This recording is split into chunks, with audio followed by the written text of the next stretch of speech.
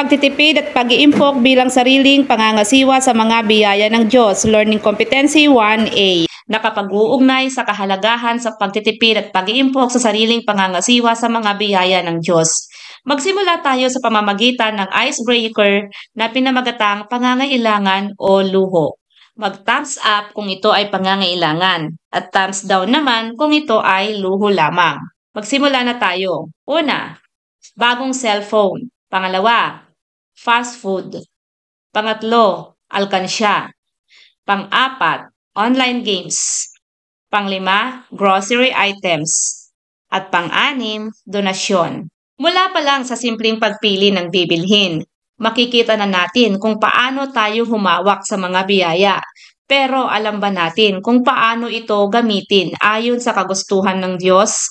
Ngayong nakita na natin kung alin ang dapat unahin at hindi, alamin natin kung paano tayo makatitipid, makaiipon at magiging tapat na katiwala ng mga biyaya mula sa Diyos. Sinasabi sa Lucas, Kapitulo 16, versikulo 10, ang mapagkakatiwalaan sa maliit na bagay ay mapagkakatiwalaan din sa malaking bagay. Kahit gaano kaliit ang ating pera o gamit, mahalaga kung paano natin ito pinangangalagaan. Iyan ang sukatan ng Diyos kung tayo mapagkakatiwalaan sa mas malalaking biyaya. Ngayon naman ay tuklasin natin ang tatlong pangunahing konsepto ng ating aralin, ang pagtitipid, pag-iimpok at pangangasiwa ng biyaya ng Diyos. Unahin natin ang pagtitipid. Ano ang pagtitipid? Ang pagtitipid ay maingat at matalinong paggamit ng pera o mga yaman upang makaiwas sa labis na paggasta at upang makaipon o magkasya ang budget. Halimbawa, paglalagay ng sapat na pagkain lamang sa pinggan, yung hindi sobra-sobra, para makaiwas sa pagtatapon ng pagkain kapag hindi naubos. Pangalawa, hindi pagbili ng mga mahal na gamit kung hindi naman kailangan, na kadalasan ay tinatambak lang naman dahil hindi naman nagagamit, dahil hindi nga kailangan. At pangatlo, pagbabaon ng pagkain kaysa bumili sa labas. Kadalasan ay mas mahal kumain sa labas kaysa magbaon. Kung marunong tayong magtipid, mas may matitira tayong biyaya. Pero anong gagawin natin sa natirang iyon? Iyan ang tinatawag na pag-iimpok. Ano ang pag-iimpok? Ang pag-iimpok ay ang pagtatabi o paglalagak ng pera o ari-arian para sa kinabukasan. Karaniwang ginagawa upang mapaghandaan ang mga darating na pangangailangan o emerhensiya. Ang halimbawa nito ay pagtatabi ng barya sa alkansya araw-araw. Kahit konti-konting barya lang sa araw-araw, kapag naipon, darami din ito. Pangalawa, paglalagay ng pera sa savings account o bangko. At pangatlo, pag-iipon para sa school project, regalo o emergency, para hindi na kailangan pang humingi kay nanay ng pambili. Ang pagtitipid at pag-iimpok ay mabubuting gawain, pero hindi lang ito tungkol sa pera. Ano nga ba ang layunin kung bakit natin ito ginagawa? Dito pumapasok ang pangangasiwa sa biyaya ng Diyos. Ano ang kahulugan ng pangangasiwa ng biyaya ng Diyos?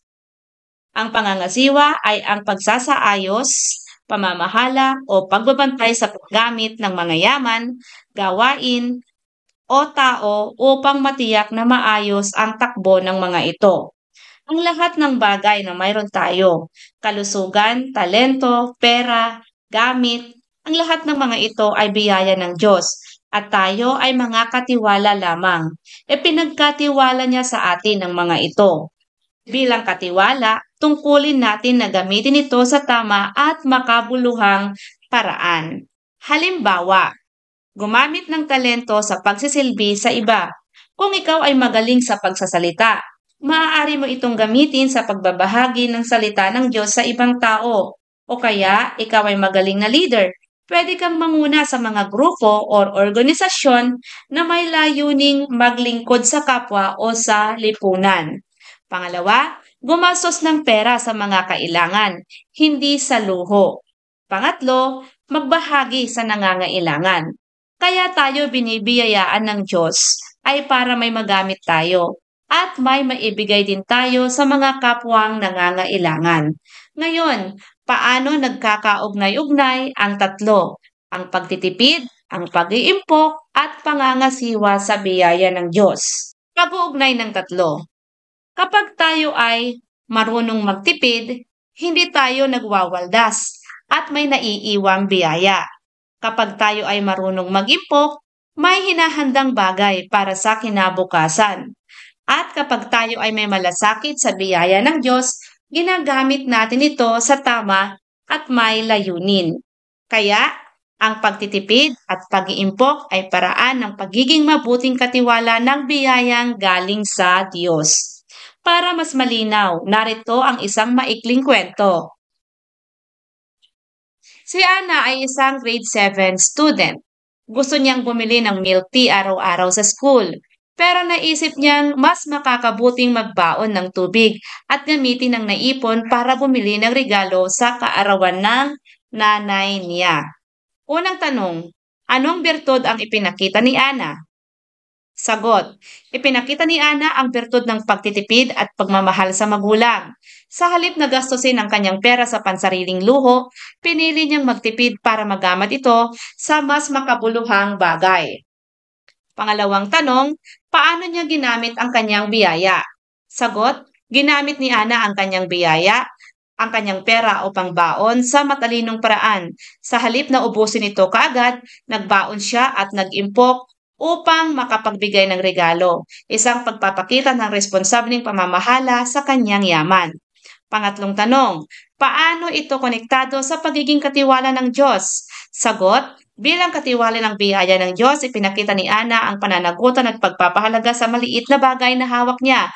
Ang simpleng pagtitipid at pag-iimpok ay patunay na kaya niyang gamitin ang biyayang ibinigay sa kanya para sa kabutihan ng iba at hindi lang para sa sarili. Konklusyon ng aralin. Ang pagtitipid ay nagpapakita ng ating pag-iwas sa pag-aaksaya. Ang pag-iimpok ay paghahanda para sa hinaharap. At ang pangangasiwa sa biyaya ay tanda ng ating katapatan bilang katiwala ng Diyos. Lucas, Kapitulo 16, versikulo 10, ang mapagkakatiwalaan sa maliit na bagay ay mapagkakatiwalaan din sa malaking bagay. Kaya, bawat sentimong tinipid, sa bawat bariyang inipon, sa bawat biyayang ginamit ng tama, pinapatunayan natin na kaya tayong pagkatiwalaan ng mas marami pang biyaya.